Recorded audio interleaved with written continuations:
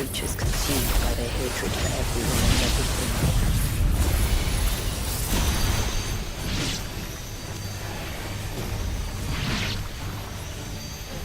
Everything save sharp knives, it seems.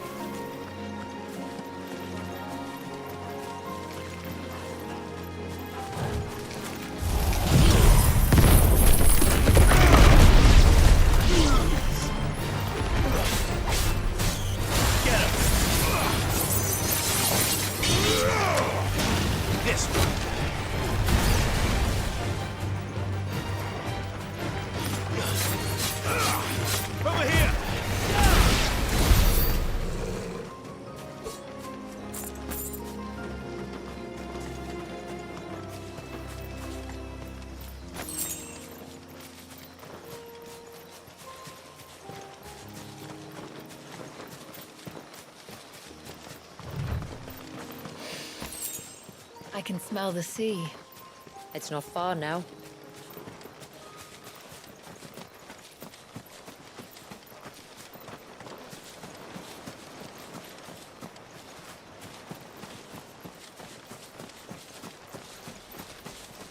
How will we reach the surge?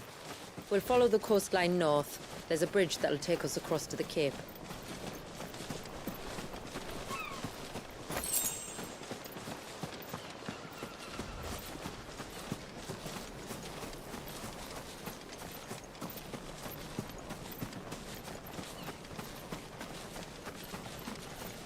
Might I inquire about the ray of light?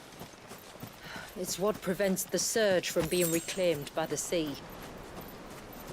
And Dwalius by his people.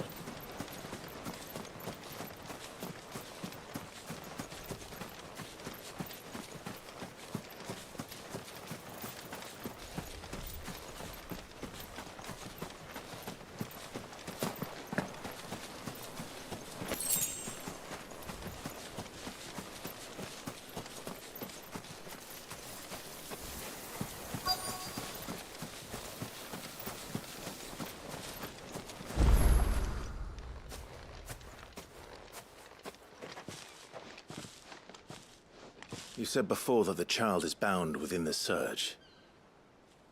But you've yet to tell us how we're meant to reach him.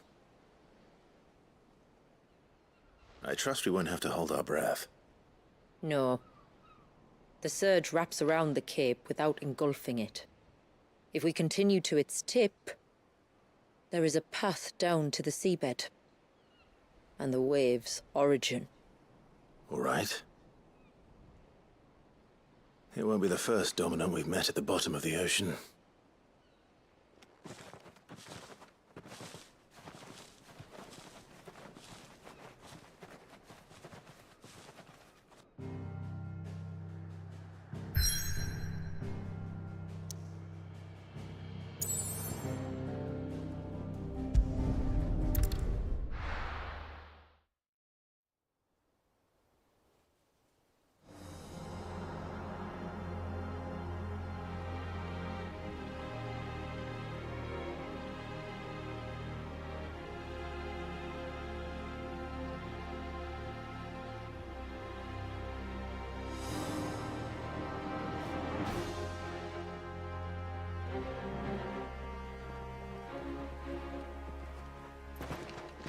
It's not much further now. The path seems well kept. Do you and the villagers often come this way? Only me. Once every new moon without fail. It is my duty both as village elder and Dwalius's descendant. But surely no one blames you for what happened. Why should you bear the responsibility alone? You misunderstand. I do it because I want to show him that he isn't alone, and that there are still some of us who would see an end to his suffering. Suffering you will soon witness with your own eyes.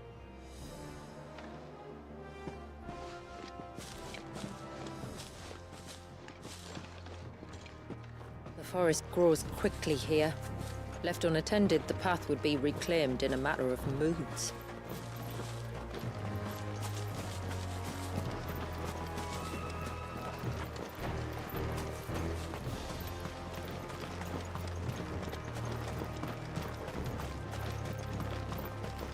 Does the light point the way to the child? It does indeed.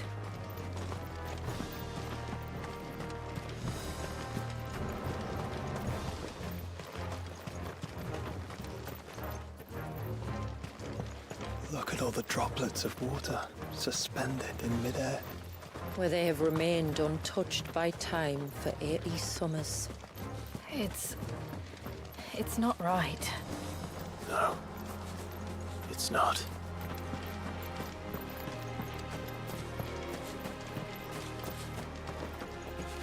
There. Up ahead.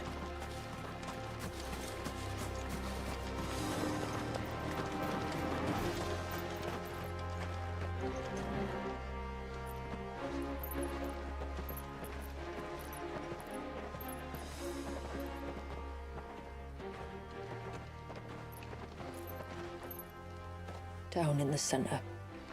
Follow me.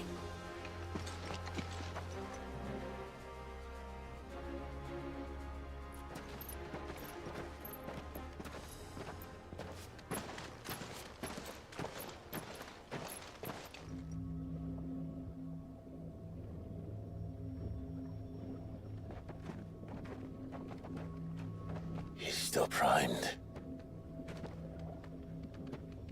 I'll never forget my first priming. The fear. And I was old enough to understand what was happening. One can only imagine how this poor child felt. He is the victim of an unforgivable sin. Committed by people who saw him as nothing but a means to an end. He must be so frightened. Then I'll ease his burden. You don't mean? I'm not going to hurt him. Contrary to the tales, I don't go around killing dominants for no reason. What if I told you there was a way to remove Wallis' icon? I tell you, you were a madman. It's hard to believe, I know. But it can be done. Though, it isn't without its risks. Part of the icon remains no matter what. So, it might still come to violence. I don't know. It depends on the dominant. I've seen things end well, and I've seen things spiral out of control. But I do know one thing. If we turn our backs on this child, there will be no end to his suffering. And I think that a worse fate than the alternative. Don't you?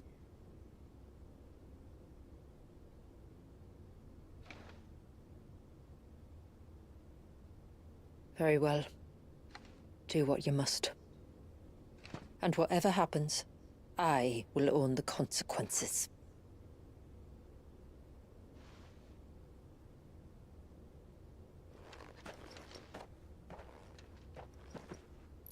Don't be afraid, little one.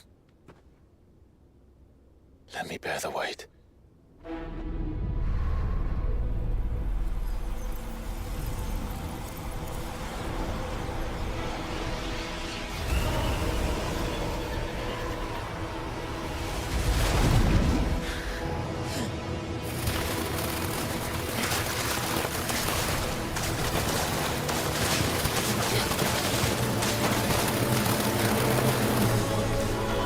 Hush now. It's going to be all right.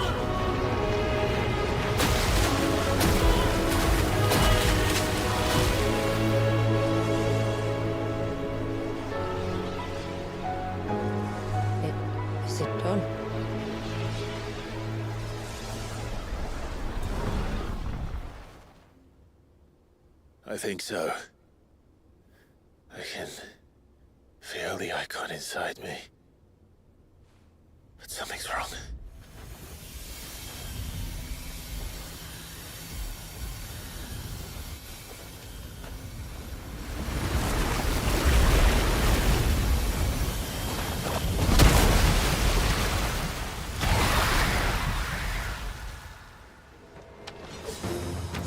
He wasn't just afraid.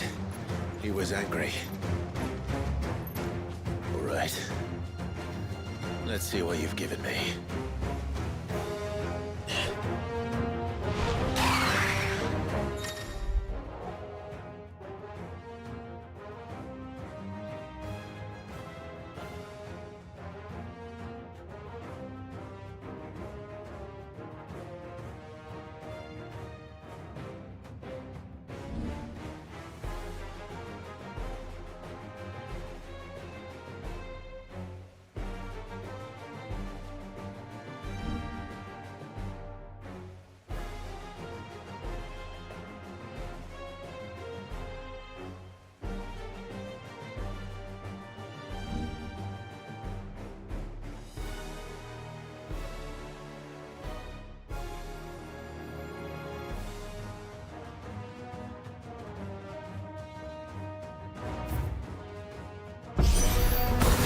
Leviathan! No, just an egg.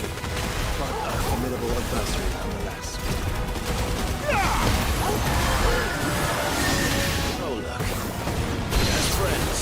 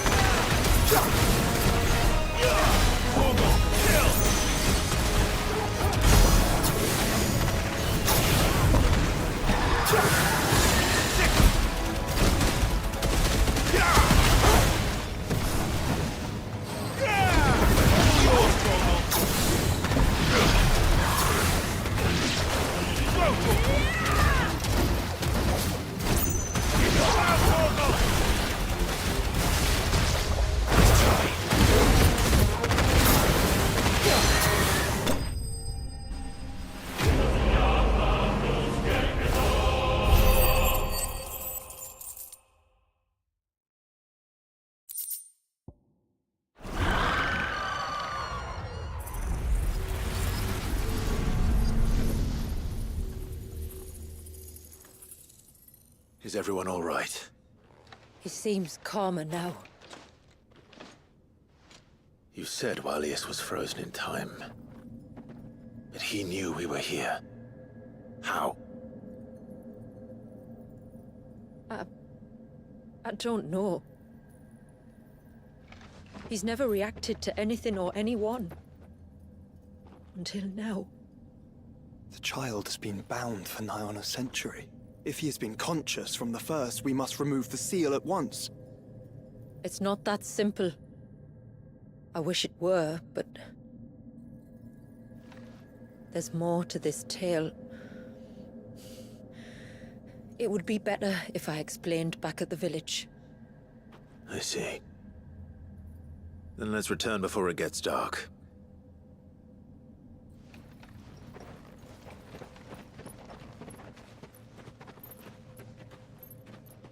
I'm sorry, Walius. I will make this right.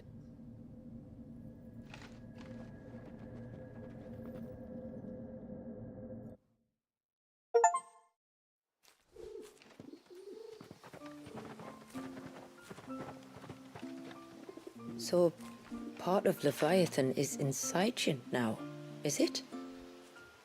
Does it hurt? No.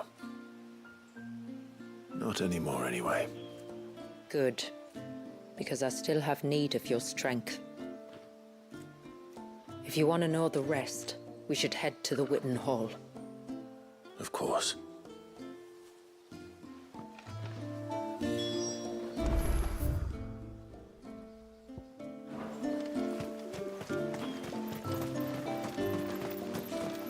Look, Dad! Did you read that?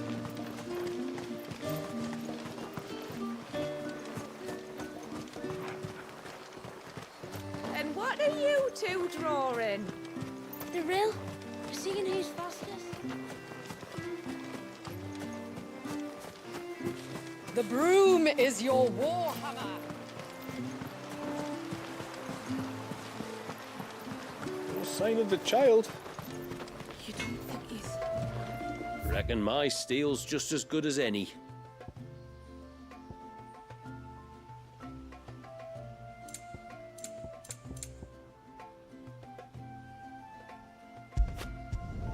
Flawless.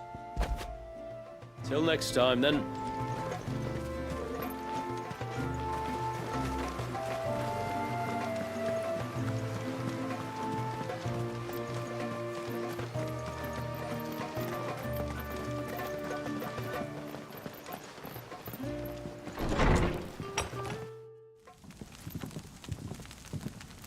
To understand the spell which binds Walyas, you must first know who we are, and what drove my forebears to commit such an atrocity. This tapestry is our story, the one that brought us here. After generations of wandering, my people sought refuge in northeastern Storm, some 170 years ago. But in exchange for our safety, the Gregorian Church demanded we renounce our faith, and branded us heretics when we could not. To be exterminated, as a lesson to others. And so was it chronicled in the Imperial histories, for anything less would have made the Church seem weak. Yet a handful survived. The few who did fled north and west, and in doing so discovered two things that would forever shape our fates.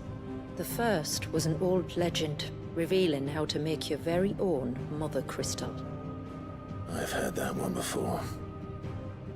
Yes, yet it gave them new hope, however false. Our ancestors convinced themselves that they could recreate the divine if they could only find a strong enough heart. A living being capable of channeling torrents of ether. And the heavens provided. A dominant Walyas. They'd stumbled across a nostrum in an ancient ruin, which they believed could provoke a sudden outpouring of a creature's ether. They meant to enrage his icon. Leviathan would have destroyed everything, had our people not made their second important discovery. A means to stop time itself.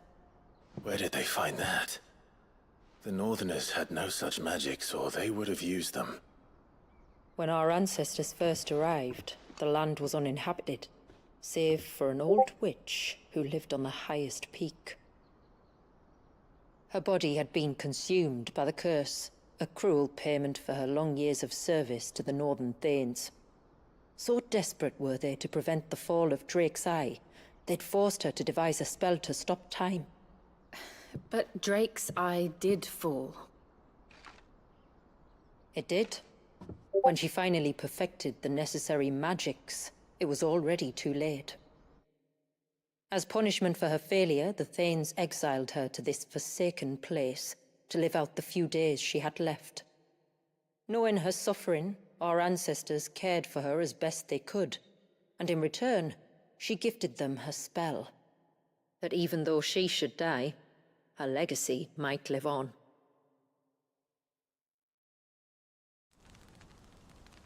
So armed with both the knowledge of the ancients and the secrets of time, our ancestors settled upon an ambitious plan.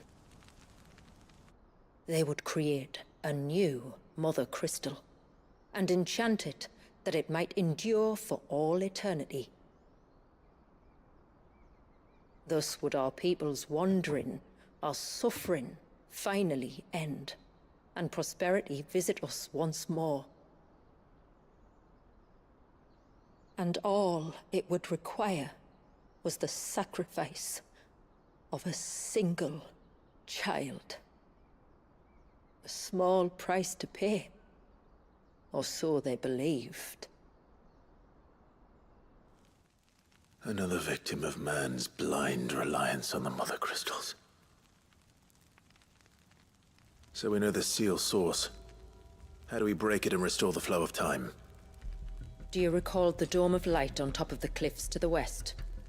Inside lie the ruins of an old temple. It was there that the witch built the Vare, a conduit of sorts that channels her remaining ether into the surge. But it's been a long time since anyone set foot in the place. And now, there are others who claim it as their own. Then we shall go prepared for a fight. That said, it may be best if one of us stays behind. You think the village could be in danger? We saw the ether flow from Wallius in all directions, but only encountered a single familiar. There will be more. And should even one make its way here, I doubt the walls could hold it back for long. Then I shall stay. The Phoenix will see your people safe, tributary. You have my thanks. Very well. We should depart at once. I fear time may no longer be a luxury we can afford.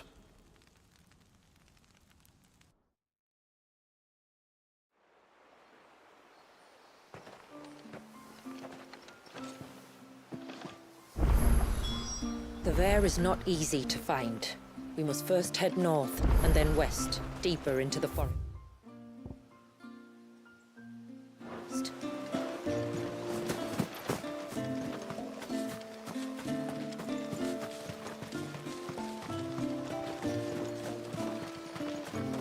Oh, I never should have let him go alone. Ty, take me, what am I gonna do? You've got to help me. Shula said you were a force to be reckoned with. Are you? Why do you ask? Hey? Oh, sorry. I should explain. My name's Kitav. I'm worried about a friend of mine. He went into the forest and he hasn't come back. Would you help me find him? I can try. Tell me what I need to know. Of course. You know about the glamour our ancestors cast to keep this place hidden, right? Shula told us about it, yes. Right. So you know the cairns we use to maintain the spell? Well, it's me and my friend's job to maintain them. If it weren't for the likes of us, it would have faded years ago. So your friend went into the forest to visit one of these cairns? Aye, that's right. He said he was going down to Father's Fell. There are two cairns out that way, one by the banks of the Swift Run, and another near the Winged Wains, the, ships in the forest. All right. How will I know this friend of yours? His name's Nassef. He's about my height, but clean-shaven. If you could track him down and see that he's come to no harm, I'd be much obliged. I'll search the village, just in case anyone's seen him, and meet you back here. Very well.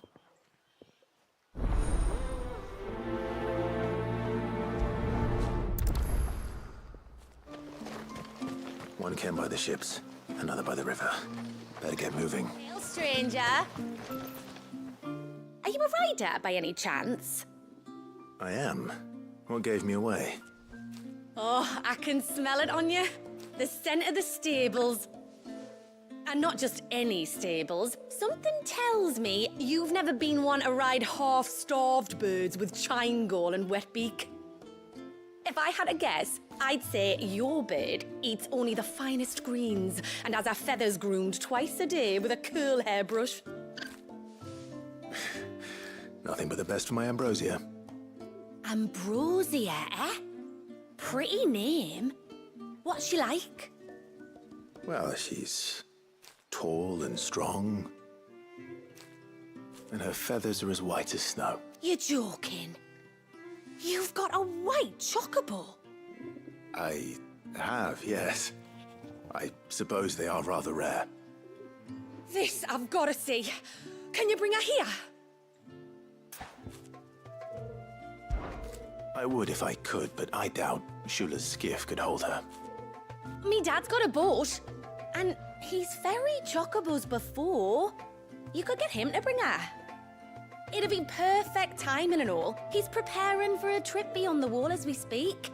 I'm sure he'd help you if you asked. He would. Well, I don't suppose it would hurt to have Ambrosia around. All right then. Where could I find your father? He'll be in the storehouse on the other side of the brook. Tell him Manda sent you.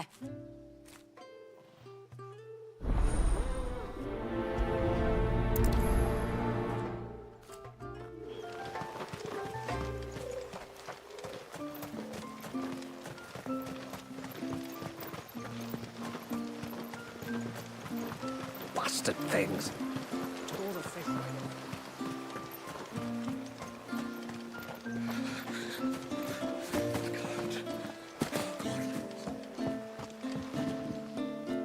You one of the outsiders, then?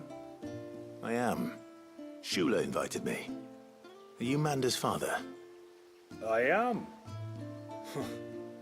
Got you running errands for her already, has she? She's asked to see my chocobo, but I need your help and your boat to bring her here. Or you could just say no. Honestly, that girl and her birds, she'll be growing feathers soon enough. Well, truth be told, I didn't take the idea seriously at first. But thinking about it, it would make it easier to get around if I had Ambrosia here. Can you help? Well, if you're sure that's what you want. The tributary says we're to treat you lot as we would each other. So, if you need me to ferry your bird over, then that's what I'll do. Still, they don't take the water easily. I'll need you to bring us a mimic goat or two to keep her calm on the journey over. And where would I find one of those? Oh, don't ask me. It's been years since I last brought a chocobo across the bay, and I'm told the world's changed a fair bit since then. Where do you usually get your stable supplies from? Well, the man who made Ambrosia's tack lived in Martha's Rest, and if I remember correctly, he traded in chocobo feed too. So I suppose I'll go and ask him. I'll be sailing over to Northreach soon to pick up some supplies.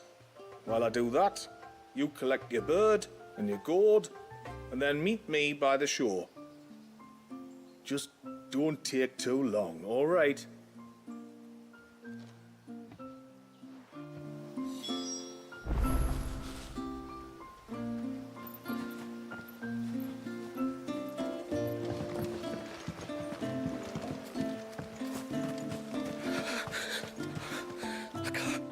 Just try to breathe.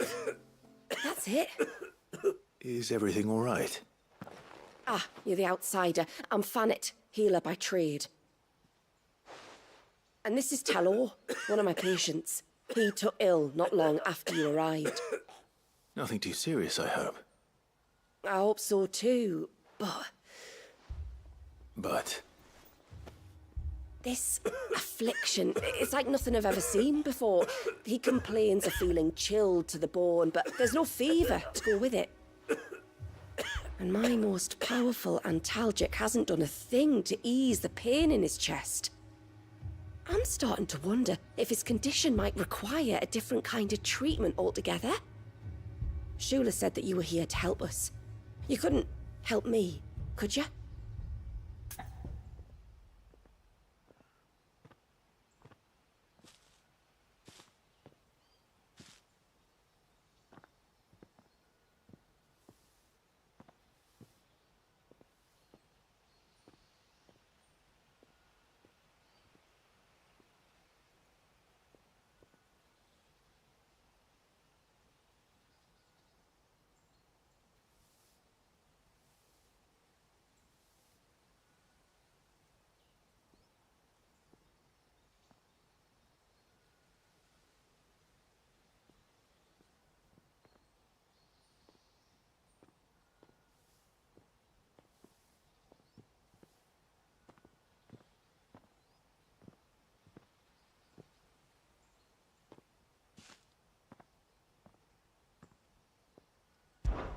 I'd be happy to.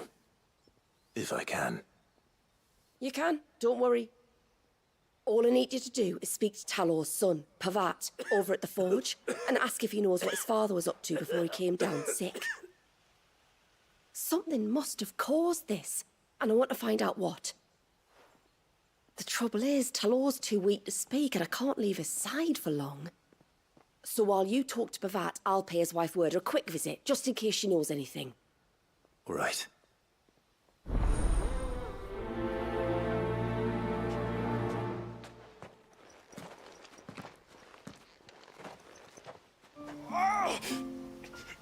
Leave me be.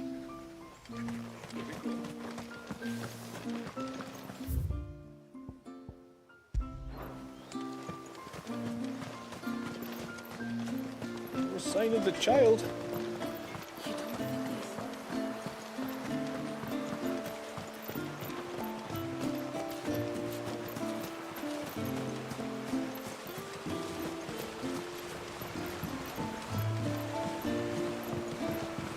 My lord, may I speak with you? There is a matter with which I would beg your aid. Of course, what is it? Please, not so loud. Something serious then? Yes. I think we might have company. I was passing by the low gate when I saw a figure moving among the trees up on the cloak. At first, I thought it must have been you or your brother, so I didn't say anything, but the more I think about it, the more certain I am that the figure looked familiar. And you're sure it wasn't one of the other villagers? Positive. I think it was someone from outside the wall who has found his way inside. Of course, it could just be my imagination playing tricks on me. I only caught a fleeting glimpse, and it might have been you or your brother. But if it is who I think it is, we cannot allow him to leave now that he knows we're here. Would you go and see? He won't try to hurt you, believe me. Given what lurks in the forest, the only one likely to get hurt is him.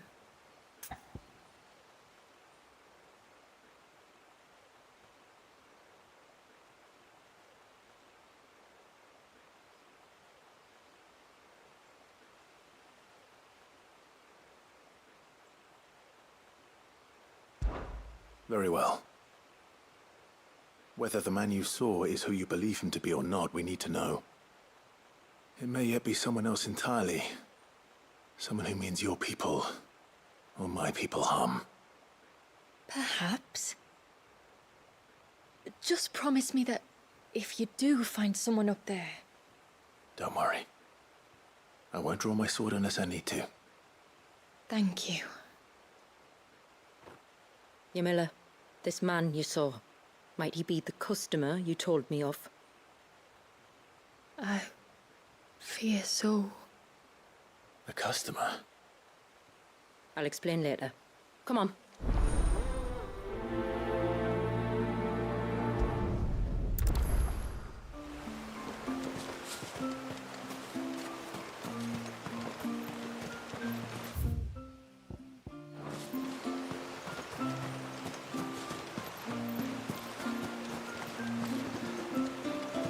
If we pick too many of the flowers, there won't be enough left.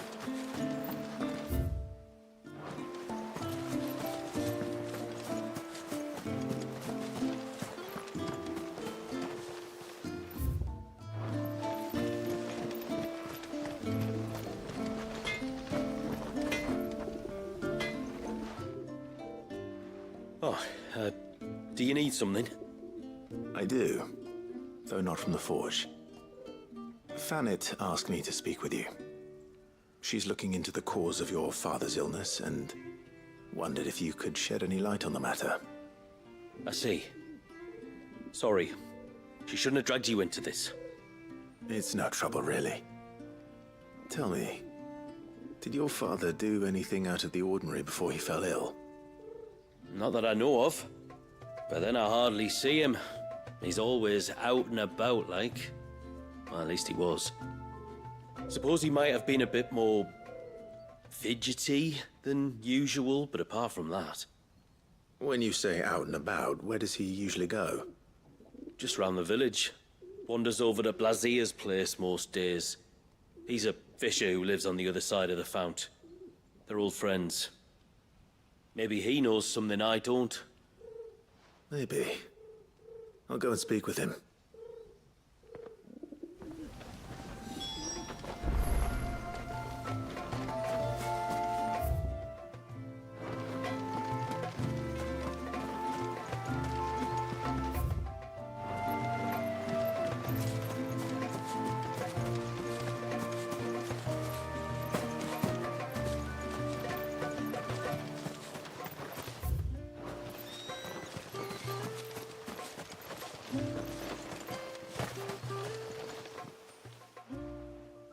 Greetings, stranger. What can I do for you? Your name is Blazir, is it not? Pavad tells me you're a friend of his father's, and that the two of you may have spent some time together prior to his illness. His illness? Talor's never been ill a day in his life. I don't know why he'd start now. Oh, Fanny doesn't know either. It was she who asked me to look into his recent behavior on the off chance it might explain how his condition arose. Oh, I suppose there was something that struck me as a bit odd. He kept asking about the woods. Did you see anything strange on your way back from the shore? Are you certain? Do you swear? That kind of thing. I didn't, of course. But he wouldn't let it go. It was like he was expecting something to happen. It was just a matter of when. Not that I know what. But he never told me anyway. Well, that certainly does sound unusual. And it might just be what Fanet is looking for. Thank you. Don't mention it. Oh, and when you say Talor, wish him the best from me, eh? Let's see what the healer makes of this.